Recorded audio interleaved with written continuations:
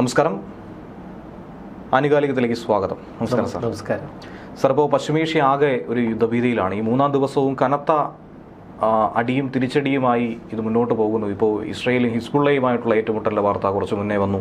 അതിനുശേഷം ഇപ്പോൾ ഇറാൻ വീണ്ടും GCC രാജ്യങ്ങളിലെ പല മേഖലകളെ ലക്ഷ്യമിട്ടുകൊണ്ട് ആക്രമണം നടത്തുന്നു എന്നാണ് വാർത്ത കിട്ടുന്നത്. ഇപ്പോൾ ജോർദൻ ഒഴികെ മറ്റ് അറബ് രാജ്യങ്ങളൊക്കെ ചേർന്നുകൊണ്ട് ശക്തമായി ഇറാൻ ഒരു താക്കീത് നൽകുന്ന ഒരു സാഹചര്യത്തിലേക്ക് കാര്യങ്ങൾ വന്നിരിക്കുകയാണ്. നമുക്ക് GCC രാജ്യങ്ങൾ പറയുമ്പോൾ പ്രധാനമായി പറയേണ്ടത് നമ്മുടെ നിരവധി സഹോദരങ്ങൾ ഉള്ളൊരു മേഖല കൂടിയാണ്. ബഹ്റൈൻ, കുവൈറ്റ്, ഖത്തർ, ഒമാൻ, ഇങ്ങനെ ഈ പറയുന്ന സൗദിയൊക്കെ നമ്മളുമായി ബന്ധപ്പെട്ട് ഒരുപാട് പേര്, ഏകദേശം 3.5 ലക്ഷത്തിലധികം പ്രവാസികളുണ്ടെന്നാണ് പറയുന്നത്. അപ്പോൾ ഈ മേഖലയിൽ അവിടെയുള്ള നമ്മുടെ സഹോദരീ സഹോദരന്മാർക്കൊക്കെ എങ്ങനെയായിരിക്കും ഇനി മുന്നോട്ടുള്ള ദിവസങ്ങൾ? ഈ യുദ്ധം എന്തായിരുന്നാലും അവസാനിക്കാൻ പോകുന്നില്ല എന്നുള്ള സൂചന ട്രംപ് തന്നെ നൽകി കഴിഞ്ഞു. 4 ആഴ്ച നീളുമെന്നാണ് പറയുന്നത്. മിഡിൽ ഈസ്റ്റ് നമുക്ക് വളരെ പ്രധാനപ്പെട്ട ഒരു ഇടമാണ്. ഗൾഫ് രാജ്യങ്ങളിൽ ഇന്ത്യയുടെ ഏകദേശം 1 കോടി ആളുകളാണ് അവിടെ തൊഴിലെടുക്കുന്നത്, ബിസിനസ് ചെയ്യുന്നത്, അവിടെ ജീവിക്കുന്നത്. ഇതിൽ ഏകദേശം 35 ലക്ഷത്തോളം ആളുകൾ കേരളത്തിൽ നിന്നുള്ളവരാണ്, മലയാളികളാണ്. അതാണ് നമ്മളേറെ ഭയത്തോടെ ഈ സ്ഥിതിവിശേഷം നോക്കിക്കാണുന്നത്. അവിടെയുള്ള ആളുകളുമൊക്കെയായി സംസാരിക്കുമ്പോൾ വളരെ ഭയം ജനിപ്പിക്കരുത്, ഞങ്ങളുടെ കുടുംബക്കാരൊക്കെ വലിയ ഭീതിയിലാണ്, വളരെ സൂക്ഷ്മതയോടെ വേണം ഈ വിഷയം കൈകാര്യം ചെയ്യാനെന്നൊക്കെ പ്രവാസികൾ പറയുന്നുണ്ട്. അവരുടെ ആശങ്കയിൽ നിന്നാണ് സംസാരിക്കാൻ പോലും അവർക്കൊരു ഭയം. ഇറാൻ ഇപ്പോൾ തുടരുന്ന ആക്രമണ ശൈലിയാണ് ഈ പ്രവാസികളെ കൂടുതൽ പരിഭ്രമത്തിലാഴ്ത്തുന്നത്, ഇന്ത്യയെ കൂടുതൽ ആശങ്കയിലേക്ക് തള്ളിവിടുന്നത്. ഈ കഴിഞ്ഞ ദിവസം ശനിയാഴ്ച രാവിലെ അമേരിക്കയും ഇസ്രയേലും ചേർന്ന് സംയുക്തമായി ഇറാനെ ആക്രമിക്കുന്നു. ആദ്യ ദിനം തന്നെ ഇറാൻ്റെ പരമോന്നത നേതാവ് ആയത്തുള്ള അലി ഖമനിയെ അവർ വധിക്കുന്നു. ഖമനിക്കൊപ്പം 40 ഉന്നത ഉദ്യോഗസ്ഥരെയാണ് ഒറ്റയടിക്ക് അവർ തീർത്തത്. വളരെ വെൽ പ്ലാൻഡ് ആയിരുന്നു, കൃത്യതയോടെ വളരെ ആസൂത്രിതമായ ആക്രമണം. അമേരിക്ക മൈലുകൾക്കകലെയാണ് ഇറാനെ സംബന്ധിച്ച്. നേരിട്ട് മിസൈൽ ആക്രമണം അത്ര എളുപ്പമല്ല. പിന്നീട് ഇറാൻ്റെ മുന്നിലുള്ള സാധ്യത, ഒന്ന് ഇസ്രായേലിന് നേർക്ക് ആക്രമണം പരമാവധി നടത്തുക. മുമ്പൊരിക്കൽ കഴിഞ്ഞ 2025 ജൂണിൽ നമ്മൾ കണ്ടതാണ്, ഒരു പരീക്ഷണം പോലെ ഇറാൻ 200 ബാലിസ്റ്റിക് മിസൈലുകൾ ഒരുമിച്ച് ഇസ്രായേലിന് നേർക്ക് തൊടുത്തു. 200 മിസൈലുകളിൽ ഭൂരിഭാഗവും ഇസ്രായേൽ വ്യോമ പ്രതിരോധ സംവിധാനം തകർത്തു. എങ്കിലും നാശനഷ്ടങ്ങളുണ്ടായി. 12 ദിനം നീണ്ടു നിന്ന യുദ്ധത്തിൽ ഒരു ദിവസം ഏറ്റവും കൂടുതൽ ആളുകൾ കൊല്ലപ്പെട്ടത് 9 പേരാണ്. എന്നാൽ ഇന്നലെ ഒരൊറ്റ ദിവസം ഇറാൻ്റെ ബാലിസ്റ്റിക് മിസൈൽ ആക്രമണത്തിൽ ഏകദേശം 10ഓളം ആളുകൾ കൊല്ലപ്പെട്ടിട്ടുണ്ട് ഇസ്രായേലിൽ. അപ്പോൾ ബാലിസ്റ്റിക് മിസൈൽ ആക്രമണം അല്ലെങ്കിൽ അത് മാത്രമേ ഇറാൻ്റെ മുന്നിലൊരു പോംവഴിയുള്ളൂ.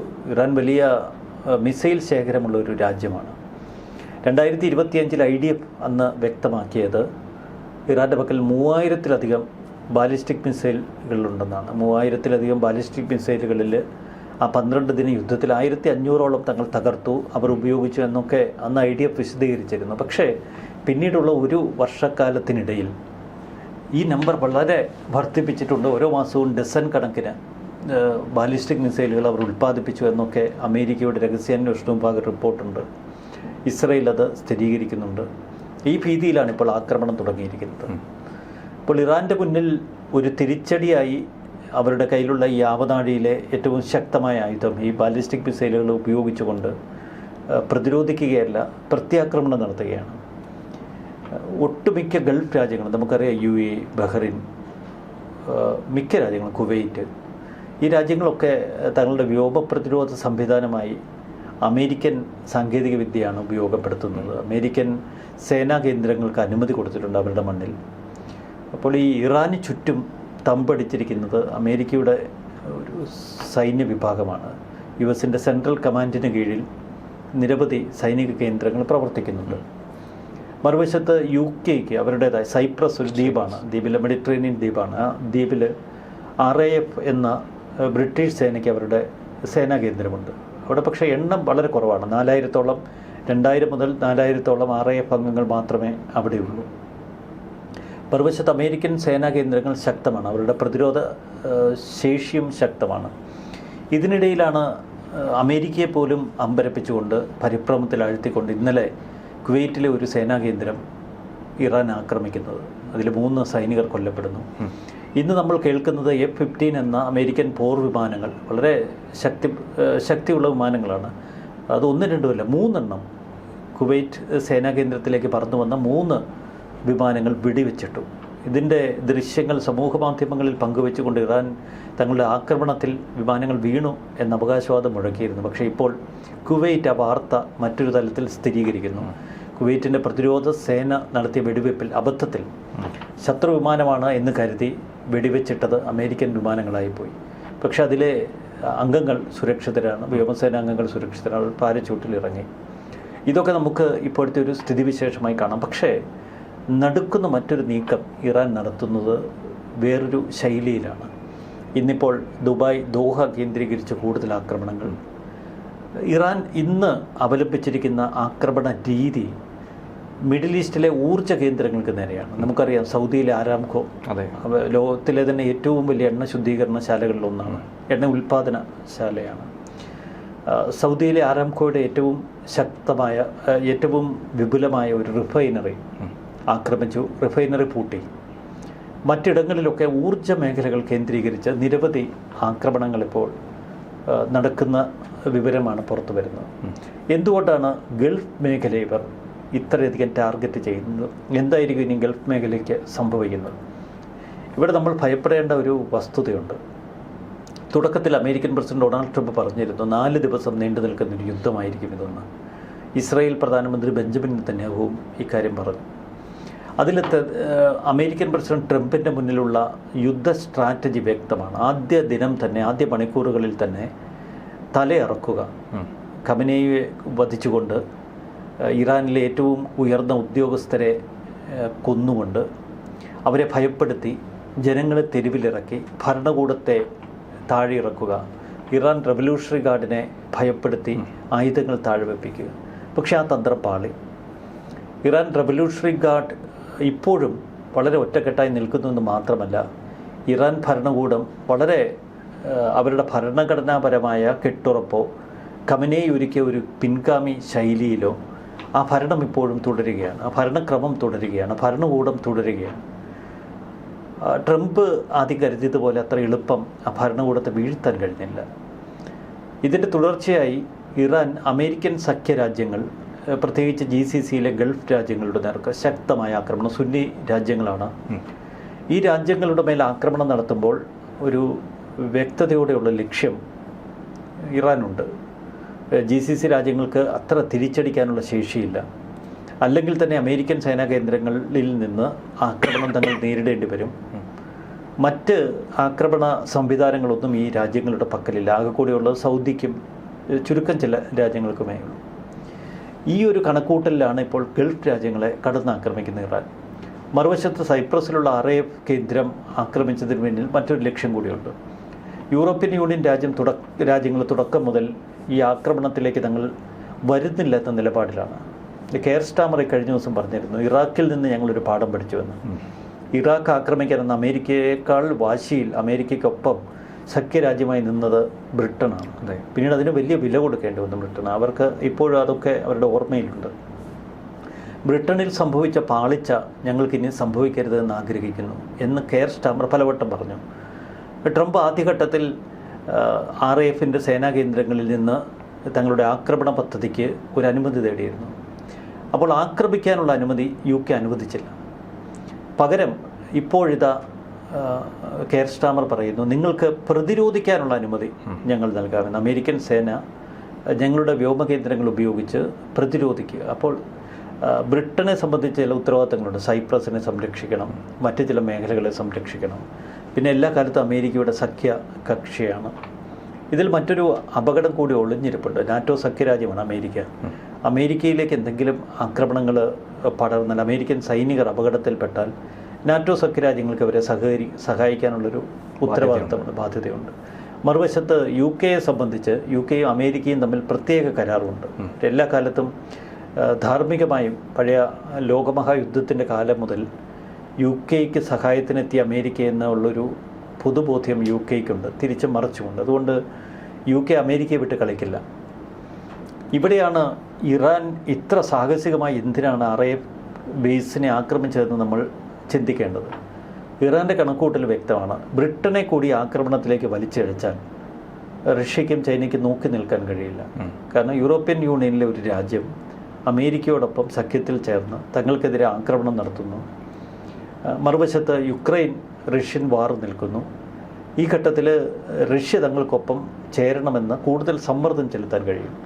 മറുവശത്ത് ഇതൊരു ലോകയുദ്ധമായി മാറുമോ എന്ന ഭയം UN അടക്കമുള്ള സംഘടനകളിലേക്ക് പടർത്തി കൂടുതൽ സമ്മർദ്ദത്തിലാഴ്ത്താൻ കഴിയും. അതുകൊണ്ട് RAF ബേസിന് നേർക്ക് ശക്തമായ ആക്രമണം 2 തവണ, ഒരു തവണയല്ല, ഇന്നലെ രാത്രിയിലും പിന്നീട് പകലും ഇറാൻ്റെ ഭാഗത്തു നിന്നുണ്ടായി. കാമിക്കോസ ഡ്രോണുകൾ ഉപയോഗിച്ചുള്ള ആക്രമണമാണ്.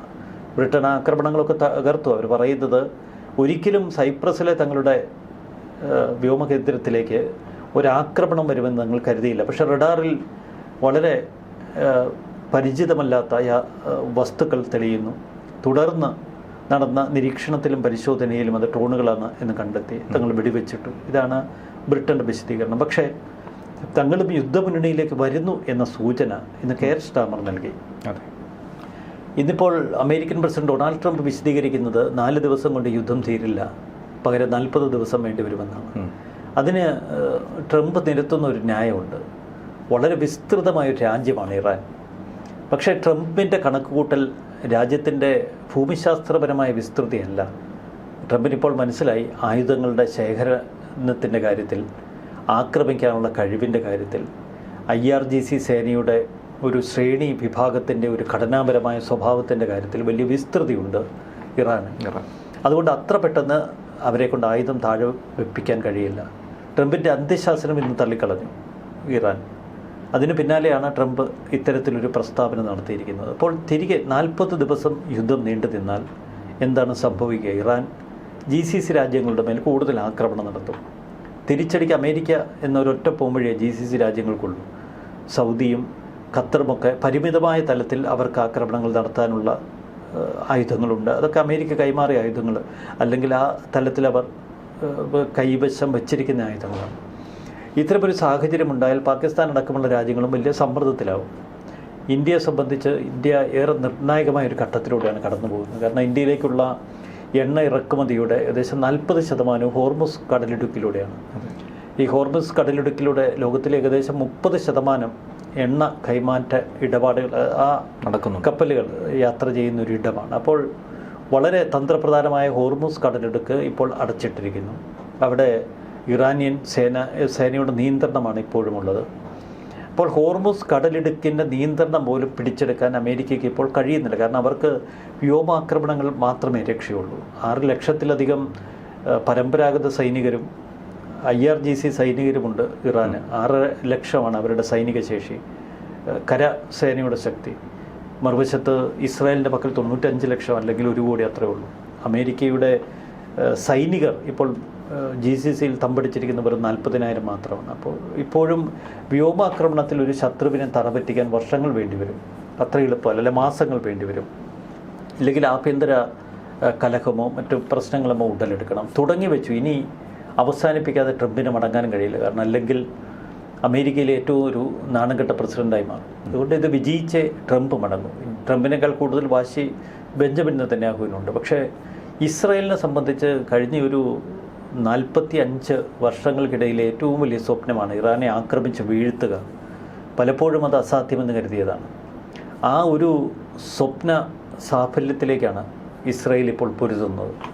ഇസ്രായേലിൻ്റെ നിലനിൽപ്പ് പലപ്പോഴും ചോദ്യം ചെയ്ത് ഇസ്രായേലിനെ ഭൂമുഖത്ത് നിന്ന് തൂത്തെറിയും എന്ന ഭീഷണി മുഴക്കിയ ആദ്യത്തെ റൂഹുല്ല ഖമനേയി, പിന്നീട് വന്ന അലി ഖമനേയി, ഇവർ രണ്ടുപേരും ഇന്ന് ഭൂമുഖത്തില്ല എങ്കിലും അതിൻ്റെ ഒരു പിന്തുടർച്ച ഇപ്പോഴും നിലനിൽക്കുന്നു.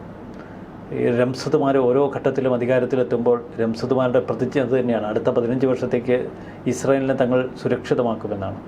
ഇവിടെ 15 വർഷത്തേക്കല്ല, പതിറ്റാണ്ടുകൾ ഇസ്രായേലിനെ സുരക്ഷിതമാക്കാൻ ഈ ആക്രമണം കൊണ്ട് കഴിയും. പക്ഷെ അതിന് എത്രത്തോളം ലോകം വില കൊടുക്കേണ്ടി വരും? അവിടെയാണ് നമ്മൾ കൂടുതൽ വസ്തുതാപരമായി ചിന്തിക്കേണ്ടത്. ഇവിടെയാണ് GCCയിലുള്ള ഇപ്പോഴത്തെ പ്രശ്നങ്ങൾ. UAE, ബഹ്റിൻ, മറ്റ് GCC, കുവൈറ്റ് തുടങ്ങിയ ഖത്തർ, GCC രാജ്യങ്ങൾ, ഇവരൊക്കെ ഭക്ഷ്യോൽപ്പന്നങ്ങൾക്ക് കൂടുതൽ ആശ്രയിക്കുന്നത് ഇന്ത്യ, ആഫ്രിക്ക തുടങ്ങിയ രാജ്യങ്ങളെയാണ്. മിക്കവാറും ഗോതമ്പ്, അരി, പച്ചക്കറികൾ, ഇതൊക്കെ മറ്റ് രാജ്യങ്ങളിൽ നിന്നാണ് ഈ ഗൾഫ് രാജ്യങ്ങളിലേക്ക് വരുന്നത്. വ്യോമഗതാഗതം അതിനായി ഉപയോഗിക്കുന്നു. മറുവശത്ത് കപ്പലുകൾ, ചരക്ക് കപ്പലുകളെ ഉപയോഗിച്ച് ഇത്തരം കൈമാറ്റ ഇടപാടുകൾ നടക്കുന്നു. യുദ്ധം രൂക്ഷമായാൽ ഈ കൈമാറ്റ ഇടപാടുകൾക്ക് വലിയ പരിമിതി വരും. ഇപ്പോൾ സാമ്പത്തിക വിദഗ്ധർ മുന്നോട്ട് വയ്ക്കുന്ന ചില വാദഗതികളുണ്ട്. ഇന്ത്യയിൽ നിന്നുള്ള ഇറക്കുമതി, അതും കടൽ മാർഗമുള്ള ഇറക്കുമതി ഒരുപക്ഷെ UAE വളരെ കൂട്ടിയേക്കും. അത് UAE തുടങ്ങിയ ഗൾഫ് രാജ്യങ്ങളിലേക്ക് ഇന്ത്യയിൽ നിന്നുള്ള കയറ്റുമതിക്ക് വലിയ തടസ്സങ്ങളില്ലാതെ നേരിട്ടെത്തിക്കാൻ പറ്റും. അല്ലെങ്കിൽ ഇവിടെ നമ്മൾ മനസ്സിലാക്കേണ്ടത് ഇന്ത്യ അടക്കമുള്ള എല്ലാ രാജ്യങ്ങളിലേക്കുമുള്ള വ്യോമഗതാഗതം ഇപ്പോൾ പൂർണ്ണമായി നിശ്ചലമായി നിൽക്കുന്നു. വ്യോമഗതാഗതത്തിനൊപ്പം ചരക്ക് കപ്പലുകളുടെ മൂവ്മെൻറ്റും മിസൈലുകളും ഡ്രോണുകളും ഉപയോഗിച്ച് ആക്രമിച്ച് ഇല്ലാതാക്കാൻ ഇറാന് കഴിയും. ഇറാനെ സംബന്ധിച്ച് ഇപ്പോൾ ഊർജ്ജ കേന്ദ്രങ്ങൾ ആക്രമിക്കുന്നവർ വളരെ ബോധപൂർവമാണ്. അസ്വസ്ഥതകൾ ലോകമാകെ പടരാനാണ്. അപ്പോൾ ആ ഒരു സമ്മർദ്ദത്തിൽ കൂടുതൽ അമേരിക്കയ്ക്ക് സമ്മർദ്ദം ചെല്ലുകയും യുദ്ധം അവസാനിപ്പിക്കാനുള്ള നീക്കങ്ങൾ ആരംഭിക്കുകയും ചെയ്യട്ടെ എന്നതാണ് ഇറാൻ്റെ ഈ ലക്ഷ്യം. മറുവശത്ത് ഈ യുദ്ധം മാസങ്ങളോളം നീണ്ടു നിന്നാൽ GCC രാജ്യങ്ങളിൽ വലിയ പ്രതിസന്ധി പ്രവാസികൾക്കുണ്ടാകും. അവർക്ക് ഭക്ഷ്യോൽപ്പന്നങ്ങൾക്ക് വലിയ കുറവ് വരും. വലിയ വിലക്കയറ്റത്തിലേക്ക് ഇത് ചെന്നെത്തും. വലിയ തോതിൽ തൊഴിൽ നഷ്ടത്തിന് കാരണമാകും. സാമ്പത്തിക മേഖലയിൽ വലിയ ഇടിവ്. ദുബായ് എല്ലാ കാലത്തും ഭൂമിയിലെ ഏറ്റവും സുരക്ഷിതമായ ഇടം എന്നാണ് അറിയപ്പെട്ടിരുന്നത്. അതുകൊണ്ടാണ് യൂറോപ്പിൽ നിന്നും മറ്റ് ഇടങ്ങളിൽ നിന്നുമൊക്കെ ലോകത്തിലെ ഏറ്റവും സമ്പന്നർ ദുബായിലേക്ക് വരികയും അവിടെ തങ്ങളുടെ ബിസിനസ് അല്ലെങ്കിൽ വ്യവസായത്തിൻ്റെ ഒരു കേന്ദ്രം തുടക്കമിടുകയൊക്കെ ചെയ്യുന്നത്. അതിനൊക്കെ ഇപ്പോൾ വലിയ മാറ്റം സംഭവിച്ചിരിക്കുന്നു. ആ ഭയപ്പാട് ദുബായ്ക്കും നമ്മൾ ഇപ്പോൾ കേൾക്കുന്നതനുസരിച്ച് ദോഹയ്ക്കുമൊക്കെ അനുദിനം ശക്തിപ്പെട്ടുകൊണ്ടിരിക്കുന്നു. എന്തിനേറെ ബഹ്റിനിലെ ആ ബഹുനില ബിൽഡിങ്ങുകൾക്ക് നേരെ അതിരൂക്ഷമായ ആക്രമണമാണ് നടത്തിയത്. ലോകത്തിലെ ഏറ്റവും വലിയ സമ്പന്നർ താമസിക്കുന്ന ദുബായിലെ ഹോട്ടലുകൾക്ക് നേരെ തുടർച്ചയായ ആക്രമണം. അപ്പോൾ ഇന്നും നമ്മൾ കേൾക്കുന്ന ഈ 3-ാം ദിവസവും നമ്മൾ കേൾക്കുന്നത് തുടർച്ചയായി മിസൈലുകൾ, ഡ്രോണുകൾ ഇതൊക്കെ ഉപയോഗിച്ച് 2 മഹാനഗരങ്ങളാണ്, ഒന്ന് ദുബായും ദോഹയൊക്കെ, മനാമ, ഈ നഗരങ്ങൾക്കൊക്കെ നേരെ രൂക്ഷമായ ആക്രമണങ്ങൾ തുടരുകയാണ്. ഇതിൻ്റെ ഒരു പ്രത്യാഘാതം സാമ്പത്തിക മേഖലയിൽ മാത്രം ഒതുങ്ങി നിൽക്കുന്നതല്ല, അത് മനുഷ്യജീവിതത്തെ ബാധിക്കും. അത് ഇന്ത്യൻ എക്കോണമിയെ, പ്രത്യേകിച്ച് കേരളത്തിൻ്റെ ഒരു സാമ്പത്തിക നിലയെ ബാധിക്കും. യുദ്ധം പെട്ടെന്ന് അവസാനിക്കാനുള്ള ഒരു സാധ്യതയും മുന്നിൽ കാണുന്നുമില്ല. ഇപ്പോൾ ഈ യുദ്ധം മുന്നോട്ട് പോവുകയാണെങ്കിൽ ഏവരും ചോദിക്കുന്ന ഒരു ചോദ്യമുണ്ട്. അതായത് മറ്റ് രാജ്യങ്ങൾ തമ്മിൽ സംഘർഷം ഉണ്ടാകുമ്പോൾ അവിടെ മധ്യസ്ഥത വഹിക്കാനായി അമേരിക്ക അടക്കം പലതവണ ഇടപെട്ട് പരിഹരിച്ചു എന്നാണ് പറയുന്നത്. അമേരിക്ക തന്നെ ഒരു യുദ്ധത്തിന് ഇറങ്ങിയാൽ ഇത് പരിഹരിക്കാൻ ആര് വരും? ഐക്യരാഷ്ട്ര സംഘടനയൊക്കെ തന്നെ ഏറെക്കാലമായി ദുർബലമാണെന്നുള്ള വാദം ഉയരുന്നുണ്ട്. ഈ ഘട്ടത്തിൽ ഇത് അവസാനിക്കണമെങ്കിൽ ഗൾഫ് രാജ്യങ്ങളുടെ വാക്ക് അത് മുഖവിലേക്കെടുക്കുന്ന ഒരു സാഹചര്യത്തിലേക്ക് ട്രംപ് പോകുമോ ഈ ഒരു ഘട്ടത്തിൽ? അല്ല, ഈ യുദ്ധം അവസാനിപ്പിക്കാൻ അമേരിക്കയുടെ ആയുധം താഴെ വയ്ക്കാൻ ആകെ ട്രംപിനോട് ആവശ്യപ്പെടാൻ ശക്തിയുള്ള ഒരു നേതാവേ ഉള്ളൂ, അത് പുതിനാണ്. പക്ഷേ പുതിനോട് ട്രംപിന് തിരിച്ചു പറയാം, നിങ്ങളോട് എത്ര കാലമായി യുക്രൈൻ യുദ്ധം അവസാനിപ്പിക്കാൻ ഞാൻ പറയുന്നു. അതിന് ശ്രമിക്കാതെ ഇത്തരമൊരു ആവശ്യം മുന്നോട്ട് വയ്ക്കാൻ നിങ്ങൾക്ക് എങ്ങനെ കഴിയുന്നു എന്ന് ട്രംപിന് ചോദിക്കാം. അപ്പോൾ ഇത് ട്രംപ് നിർത്തണം. ട്രംപ് തുടങ്ങിയ ഈ യുദ്ധം ട്രംപിന് മാത്രമേ ഇനി അവസാനിപ്പിക്കാൻ കഴിയൂ. ഇനി ട്രംപ് അവസാനിപ്പിക്കാൻ പറഞ്ഞാലും ഇസ്രായേലിന് ഇത് ഇടയ്ക്ക് വെച്ച് അവസാനിപ്പിക്കാൻ കഴിയില്ല. പാമ്പിനെ അടിച്ചതുപോലായി, അതിൻ്റെ പത്തി കണ്ടിച്ചിട്ടും വിഷം ചീറ്റുന്ന പാമ്പായി ഇറാൻ നിൽക്കുകയാണ്. ഇതിനെ പൂർണ്ണമായി നാമാവശേഷമാക്കി ഒരു പുതിയ ഭരണകൂടം അവിടെ സ്ഥാപിക്കേണ്ട ആവശ്യകത അമേരിക്കയ്ക്കുമുണ്ട്, ഇസ്രായേലിനുമുണ്ട്. അതിൻ്റെ ഒരു വലിയ ദൗത്യമായി മാറി. കണക്കുകൂട്ടലുകളിലെ ആസൂത്രണങ്ങളിലൊക്കെ ആക്രമിച്ച് കൊലപ്പെടുത്തുന്നതിൽ കൃത്യതയുണ്ടായി എങ്കിലും ഒരു വിദൂര കാഴ്ചയിൽ നമുക്ക് ഒരു സാധാരണക്കാരന് അല്ലെങ്കിൽ യുദ്ധനിരീക്ഷകരുടെ കുറിപ്പുകളൊക്കെ വായിക്കുമ്പോൾ ഇപ്പോഴത്തെ പോക്ക് അത്ര ഭദ്രമല്ല എന്ന് തോന്നൽ ശക്തമാണ്. ഇപ്പോൾ ചോദിക്കുന്നുണ്ട് ഇറാൻ്റെ ഭാവി എന്താണ് എന്നുള്ളത്. അതായത് ഇറാനിലെ ജനസംഖ്യയിൽ ഒരു 40% ഖമനിയുടെ വധത്തെ ഏറെ ആഘോഷിക്കുന്നുണ്ട്, മറുഭാഗത്ത് വിലപിക്കുന്നവരുമുണ്ട്. എന്നാലിപ്പോൾ ഖമനിയുടെ പിൻഗാമിയായി അടുത്ത താൽക്കാലിക പരമോന്നത നേതാവെന്ന രീതിയിലേക്കൊക്കെ തന്നെ പരിഗണിക്കുന്ന ഒരു സാഹചര്യം ഉണ്ടായിരുന്നു. അങ്ങനെ പരിഗണിക്കുന്നവരൊക്കെ തന്നെ കൊലപ്പെടുത്തുമെന്ന് പറഞ്ഞ് അമേരിക്കയും ഇസ്രായേലും നിലകൊള്ളുന്നു. ഇങ്ങനെ പോവുകയാണെങ്കിൽ ഒരു ഭരണമാറ്റം അത് സാധ്യമാണ്. ഈ 1900-ൻ്റെ തുടക്കത്തിൽ ലോകത്തിലെ ഏറ്റവും വൈവിധ്യമുള്ള സംസ്കാരത്തിൻ്റെ ഒരു ഭാഗമായിരുന്നു പേർഷ്യ. പിന്നീട് 1935 ഷാ പെഹ്ല അധികാരത്തിലിരുന്നപ്പോഴാണ് പേർഷ്യ ഇറാൻ എന്ന് പുനർനാമകരണം ചെയ്തത്. ഷാ പെഹ്ല അവിടെ അധികാരത്തിലിരിക്കുമ്പോൾ വിവിധ വിഭാഗങ്ങൾ, വിവിധ സമുദായങ്ങൾ ഷിയ വിഭാഗത്തിനൊന്നും അത്രയധികം അന്ന് സ്വാധീനമുണ്ടായിരുന്നില്ല. പിന്നീട് 1979 ഇസ്ലാമിക് വിപ്ലവത്തിലാണ് റൂഹല്ല ഖമനേയി വരുന്നതും അധികാരം പിടിച്ചെടുക്കുന്നതും ഷിയ എന്ന ഒരു പുതിയ ഒരു സ്വാധീന ശക്തി വളർന്നു വരുന്നതും. ലോകത്തിലെ മുസ്ലിം രാജ്യങ്ങളെ മുഴുവൻ ഷിയ ഭരണക്രമത്തിന് കീഴിൽ കൊണ്ടുവരികയായിരുന്നു റൂഹല്ല ഖമനേയിയുടെ ലക്ഷ്യം. അതിന് 2 കാരണങ്ങളാണ്. താൻ ഒരു മതാധ്യക്ഷനാണ് അല്ലെങ്കിൽ ആത്മീയ ആചാര്യനാണ് എന്ന തോന്നൽ. ബേസിക്കലി അദ്ദേഹം ഒരു പുരോഹിതനായിരുന്നു. അപ്പോൾ തങ്ങൾ വിശ്വസിക്കുന്ന പൗരോഹിത്യ പാഠങ്ങൾ അത് ഭരണത്തിലേക്ക് മെർജ് ചെയ്ത്, ഭരണവും പൗരോഹിത്യവും ഒന്നാണ്, ദൈവത്തിൻ്റെ ഭരിക്കാൻ വേണ്ടി ഭൂമുഖത്തേക്ക് അയച്ച ആളുകളുടെ പ്രതീകങ്ങളാണ് തങ്ങൾ എന്നൊരു തോന്നൽ. അപ്പോൾ അതുകൊണ്ട് തന്നെ താൻ എന്ന ആത്മീയ ആചാര്യൻ്റെ കീഴിലേക്ക് ലോക മുസ്ലിം രാജ്യങ്ങളെ കൊണ്ടുവരണം, മറ്റ് രാജ്യങ്ങൾ പിടിച്ചെടുക്കണം, ആ രാജ്യങ്ങളിലെ ഇപ്പോഴത്തെ ഭരണക്രമം മാറ്റി അതൊക്കെ ഒരൊറ്റ ആത്മീയ നേതാവിൻ്റെ കീഴിലേക്ക് കൊണ്ടുവരണം എന്ന ഒരു വിദൂര കാഴ്ചയായിരുന്നു റൂഹല്ല ഖമേനിക്ക്. പിന്നീട് വന്ന ആയത്തുള്ള അലി ഖമേനി, അദ്ദേഹം ആദ്യകാലത്ത് അത്ര വലിയ ഒരു ആത്മീയാചാര്യനൊന്നും ആയിരുന്നില്ല. പക്ഷേ ഒരു പുരോഹിതൻ എന്ന നിലയിലാണ് അന്ന് ഭരണക്രമത്തിലേക്ക് വരുന്ന റൂഹല്ല ഖമേനിയുടെ ഭാഗമാകുന്നത്. പക്ഷേ റൂഹല്ലയ്ക്ക് അവസാന കാലത്ത് വലിയ സംശയമായിരുന്നു, ഇദ്ദേഹം എത്രമാത്രം പ്രശോഭിക്കും, ആത്മീയത എത്രമാത്രമുണ്ട്. അതുകൊണ്ടൊരു തൻ്റെ പിന്തുടർച്ചക്കാരനായി അലി ഖമേനിയെ കണ്ടിരുന്നില്ല. പക്ഷേ അന്ന് IRGC സുരക്ഷാ കൗൺസിൽ ഭരണഘടനാ പ്രകാരം അടുത്ത ആത്മീയ നേതാവിനെ കണ്ടെത്താനുള്ള കൗൺസിൽ, ഇവയൊക്കെ സ്വാധീനിക്കാനുള്ള ശക്തി അലി ഖമേനിക്കുണ്ടായിരുന്നു. നിലവിലുള്ള പ്രസിഡന്റ് കൂടിയായിരുന്നല്ലോ. അങ്ങനെ അലി ഖമേനി അധികാരത്തിലെത്തി മറ്റ് രാജ്യങ്ങളൊക്കെ തൻ്റെ കീഴിൽ കൊണ്ടുവരണമെന്ന് അദ്ദേഹം ആഗ്രഹിച്ചു. അങ്ങനെയാണ് ലെബനനിലെ ഹിസ്ബുള്ളയെ വളർത്തിയത്, ഹൂതികളെ യമനിൽ വളർത്തിക്കൊണ്ടുവന്നത്, പലസ്തീനിൽ തങ്ങളുടെ നിയന്ത്രണം ഹമാസിനെ വളർത്തിക്കൊണ്ടുവന്നത്. റൂഹല്ല ഖമേനി ആഗ്രഹിച്ചതുപോലെ ഇസ്രായേലിനെ ഭൂമുഖത്ത് നിന്ന് തുടച്ചു നീക്കി ജൂതന്മാരെയൊക്കെ ഹിറ്റ്ലർ മോഡിൽ വീണ്ടും ഇല്ലാതാക്കി അതൊക്കെ ഒരു ഷിയ ഭരണത്തിലേക്ക് കൊണ്ടുവരണമെന്ന് ആഗ്രഹിച്ചു. പക്ഷേ ഇവിടെ ഭയപ്പെട്ടത്, വളരെ ജാഗ്രതയോടെ നോക്കിയത് സുന്നി രാജ്യങ്ങളാണ്, പ്രത്യേകിച്ച് GCCയിലെ ഒട്ടുമിക്ക രാജ്യങ്ങളും മിഡിൽ ഈസ്റ്റിലെ മിക്ക മുസ്ലിം രാജ്യങ്ങളും വളരെ ഭയപ്പാടോടെയാണ് ഇറാൻ്റെ വളർച്ച നോക്കിക്കണ്ടത്. കാരണം ഇറാനെ സംബന്ധിച്ച് എല്ലാവരെയും കീഴ്പ്പെടുത്തുക എന്നായിരുന്നു അവരുടെ പോളിസി. അതിനുവേണ്ടി പണം സമാഹരിക്കുക, അതിനുവേണ്ടി മിലിഷ്യകളെ സംഘടിപ്പിക്കുക. ഈ മിലിഷ്യകൾക്ക് പിന്നീട് പേര് വീണു തീവ്രവാദികൾ, ഭീകരത എന്നൊക്കെ.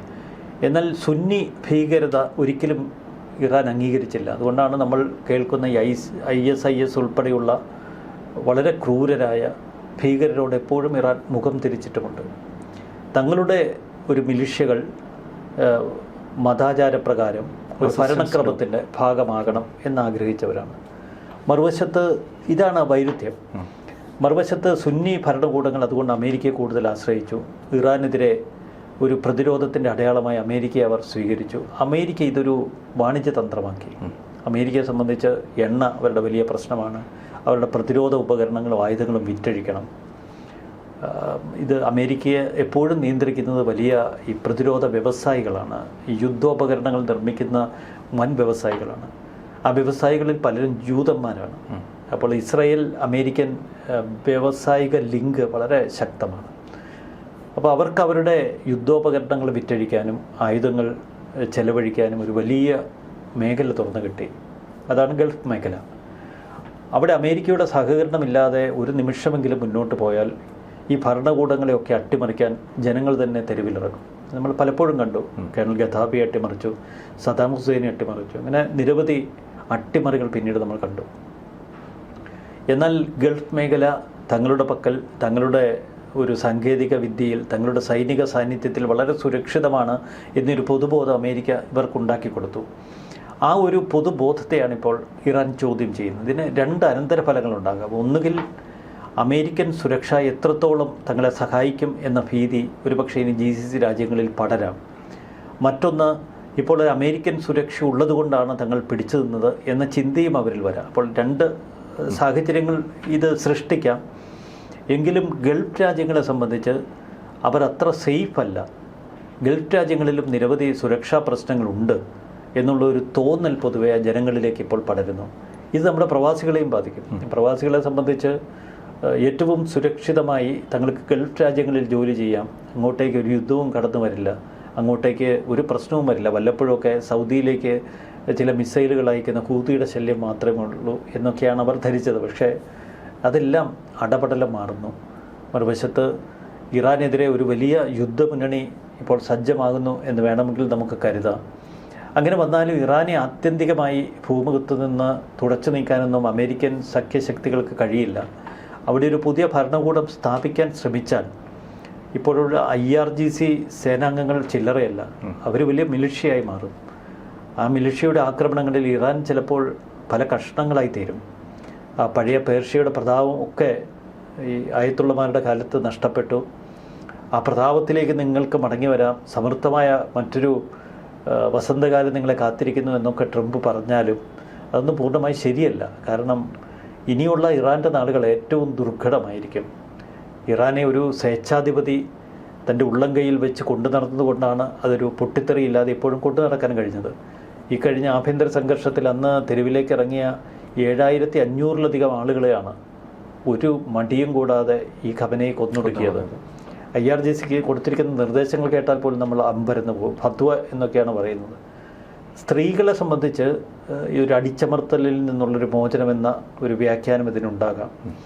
പക്ഷേ മറുവശത്ത് ഖമനേവാദികൾ നമ്മൾ അവരുടെ ഒരു വലിയ കൂട്ടത്തെയാണ് ഇപ്പോൾ കാണുന്നത്. അവരടങ്ങി ഒതുങ്ങിയിരിക്കില്ല. ഇറാഖിൽ സംഭവിച്ച ദുരന്തം ഇറാനിലും ആവർത്തിക്കും. പക്ഷേ ഇതാണ് അമേരിക്ക ആഗ്രഹിക്കുന്നത്. അസ്ഥിരമായ ഒരു ഇറാൻ, അസ്ഥിരമായ മിഡിൽ ഈസ്റ്റ്, അവിടെ തങ്ങളുടെ പ്രാധാന്യം എപ്പോഴും നിലനിർത്തുക, എണ്ണ ഉൾപ്പെടെയുള്ള തങ്ങളുടെ ആവശ്യങ്ങൾ അവിടെ നിന്ന് നിറവേറ്റുക, യുദ്ധോപകരണങ്ങൾ വിൽക്കുന്ന ആ കച്ചവട ഷോപ്പ് പൂട്ടാതിരിക്കുക. അപ്പോൾ വളരെ വ്യക്തതയോടെയുള്ള ലക്ഷ്യം അമേരിക്കയ്ക്കുണ്ട്. ഇസ്രായേലിനെ സംബന്ധിച്ചും വ്യക്തമാണ്. ഇസ്രായേൽ എപ്പോഴും സ്വന്തം അസ്തിത്വത്തിന് വേണ്ടി പൊരുതുന്ന, യുദ്ധം നയിക്കുന്ന ഒരു രാജ്യമാണ്. അവർക്ക് ഇറാൻ ഒരു ശത്രു തന്നെയാണ്. കാരണം അവർക്ക് ചുറ്റും ശത്രുക്കളുടെ ഒരു വലിയ നിര. 2023 ഒക്ടോബർ 7 ഇസ്രായേലിലേക്ക് ഹമാസ് ഭീകരർ നടത്തിയ ആക്രമണമാണ് ഇതിൻ്റെ എല്ലാം തുടക്കം. അതിനെ തുടർന്ന് ശത്രുക്കളുടെ വലിയ ഒരു നേതൃനിരയാണ് ഇല്ലായ്മ ചെയ്തത്. അതിൻ്റെ ഏറ്റവും ഒടുവിലത്തെ ഉദാഹരണമാണ് ഖമനേയുടെ കൊലപാതകം. ഇപ്പോൾ ഈ ആക്രമണത്തെക്കുറിച്ച് പറയുമ്പോഴും പരാമർശിക്കപ്പെടുന്ന മറ്റൊരു കാര്യം കൂടിയുണ്ട്. അതായത് അമേരിക്ക ഇസ്രയേലിന് പിൻബലം നൽകി ഇറാനുമായി നടത്തുന്ന ഏറ്റുമുട്ടൽ എന്നല്ലാതെ മറ്റൊരു തലത്തിലേക്ക് പറയുന്നു. ചൈനയുമായിട്ടുള്ള ഒരു പരോക്ഷ യുദ്ധം എന്ന രീതിയിൽ പറയുന്നു. ഈ ഹോർമുസ് കടലിടുക്കിലൂടെ ഏകദേശം 30 മുതൽ 35% വരെ ചൈന മാത്രമല്ല, ചൈനയുടെ വ്യാപാരം ഇന്ത്യയും അമേരിക്കയ്ക്കൊന്ന് ഒതുക്കാൻ കഴിയും. കാരണം ഈ എണ്ണയുടെ വില വർധനവ് ഈ രണ്ട് രാജ്യങ്ങളെ ഏറ്റവും കൂടുതൽ ബാധിക്കുന്നത്, ചൈനയെയും ഇന്ത്യയെയും. മറ്റ് ചില പ്രശ്നങ്ങൾ കൂടി ഇന്ത്യക്കും ചൈനയ്ക്കും നേരിടേണ്ടതുണ്ട്. പ്രത്യേകിച്ച് ഗൾഫ് മേഖല അസ്ഥിരമായാൽ വലിയൊരു കയറ്റുമതി സാധ്യതയാണ് ചൈനയ്ക്കും ഇന്ത്യക്കുമൊക്കെ നഷ്ടപ്പെടുന്നത്. വീണ്ടും ഈ രാജ്യങ്ങളുടെ വ്യാവസായിക ലോകം പിടിച്ചു നിർത്തണമെങ്കിൽ അമേരിക്കയുടെ, യൂറോപ്യൻ യൂണിയൻ രാജ്യങ്ങളുടെ കൂടുതൽ സപ്പോർട്ട് വേണം. എല്ലാ യുദ്ധങ്ങൾക്ക് പിന്നിലും ഒരു വാണിജ്യ താല്പര്യമുണ്ട്. പ്രത്യേകിച്ച് നല്ല കച്ചവടക്കാരനാണ് ട്രംപ്. അതുകൊണ്ട് കണക്ക് കൂട്ടിയ ട്രംപ് കളിക്കുകയുള്ളൂ. ആ ഒരു കണക്കൂട്ടൽ തന്നെയാണ് ഇവിടെ. അതായത് ഒരു വെടിക്ക് രണ്ട് പക്ഷി എന്നൊക്കെ പറയുന്നത് പോലെ പലതരത്തിൽ ഇതിൻ്റെ പ്രത്യാഘാതങ്ങൾ ഒരുപക്ഷെ കൈവിട്ടു പോകാനുള്ള സാധ്യതയുമില്ല. ദീർഘകാലം ഈ ആക്രമണങ്ങൾ നീണ്ടുപോയാൽ അത് എത്രത്തോളം ലോകരാജ്യങ്ങൾക്ക് എന്തൊക്കെ പ്രത്യാഘാതങ്ങൾ സൃഷ്ടിക്കപ്പെടും, ഇത് ഏത് രീതിയിൽ കൊണ്ടുപോയി അവസാനിപ്പിക്കാൻ അമേരിക്കയ്ക്ക് കഴിയും. അമേരിക്കയ്ക്ക് ഒരുപാട് യുദ്ധചരിത്രങ്ങളുണ്ട്. അമേരിക്കയെ സംബന്ധിച്ച് ഇതിനെ ഒന്ന് ഫിനിഷ് ചെയ്യുന്നത് എങ്ങനെ? ഇസ്രായേലിനെ സംബന്ധിച്ച് വലിയ ചോദ്യം. ഇപ്പോൾ തന്നെ അമേരിക്കയിലെ യുദ്ധവിദഗ്ധർ ചോദിക്കുന്ന ചില ചോദ്യമുണ്ട്. അമേരിക്കയുടെ പക്കലുള്ള ഇൻ്റർസെപ്റ്ററുകളുടെ കാര്യത്തിൽ അവർ വലിയ ആശങ്ക അറിയിക്കുന്നുണ്ട്. ഈ യുദ്ധം വളരെയേറെ കാലം നീണ്ടുപോയാൽ ഇൻ്റർസെപ്റ്ററുകളുടെ കാര്യത്തിൽ വലിയ ദാരിദ്ര്യം അമേരിക്കയെ തേടിയെത്തും. അത് വലിയ നാശത്തിനിട വരുത്തില്ല എന്നുള്ളൊരു ചോദ്യമുണ്ട്. നേരത്തെ തന്നെ നമ്മൾ കേട്ടു, ആ 12 ദിന യുദ്ധം പെട്ടെന്ന് പെറുക്കിക്കൂട്ടി അവസാനിപ്പിച്ച് പോയതിൻ്റെ ഒരു കാരണം ഇൻ്റർസെപ്റ്ററുകൾ വലിയ തോതിൽ അന്ന് നഷ്ടപ്പെട്ടു. അതുകൊണ്ടാണെന്നൊക്കെ അന്ന് യുദ്ധവിദഗ്ധർ ചില നിരീക്ഷണങ്ങൾ എഴുതി കണ്ടു. ഇക്കുറിയും അതുതന്നെയാണ് മുഖ്യമായി ഉയർന്നു കേൾക്കുന്നത്. കാരണം ഇറാൻ നമ്മുടെ കണക്കുകൂട്ടലുകൾക്കും അപ്പുറം വലിയൊരു മിസൈൽ ശേഖരം സൂക്ഷിക്കുന്നുവെങ്കിൽ മടയിൽ കയറി അടിക്കുക എന്ന ഇസ്രായേൽ പോളിസി എത്രമാത്രം വിജയിക്കുമെന്ന് നമുക്കറിയില്ല. കാരണം വലിയ ഭൂഗർഭ അറകളിൽ സുരക്ഷിതമായി ഒളിപ്പിച്ച് വെച്ചിട്ടുണ്ടോ? ഏതൊക്കെ പ്രദേശങ്ങളിലാണ് ഈ മിസൈൽ ശേഖരമുള്ളത്? അമേരിക്കൻ B-2 ബോംബറുകൾക്ക് എത്രത്തോളം ഇതിനെയൊക്കെ തകർക്കാൻ കഴിയും?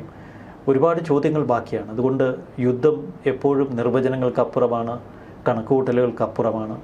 അത് എത്രയോ യുദ്ധങ്ങൾ നമ്മൾ കാണുന്നു. യുക്രൈൻ ഒരാഴ്ച കൊണ്ട് അടിച്ചു തീർക്കുമെന്ന് പറഞ്ഞ് കയറിയ റഷ്യയാണ്. വർഷങ്ങൾ പിന്നിട്ടിട്ടും ഇതുവരെ യുക്രൈനിൽ നിന്ന് കുറേ സ്ഥലങ്ങൾ പിടിച്ചെടുക്കാൻ കഴിഞ്ഞു എന്നതൊഴിച്ചാൽ ഇപ്പോഴും വിജയിച്ചു എന്ന് പറയുന്ന ഒരു തലത്തിലെത്തിയിട്ടില്ല. അതാണ് യുദ്ധങ്ങളുടെ ഒരു ഗതി.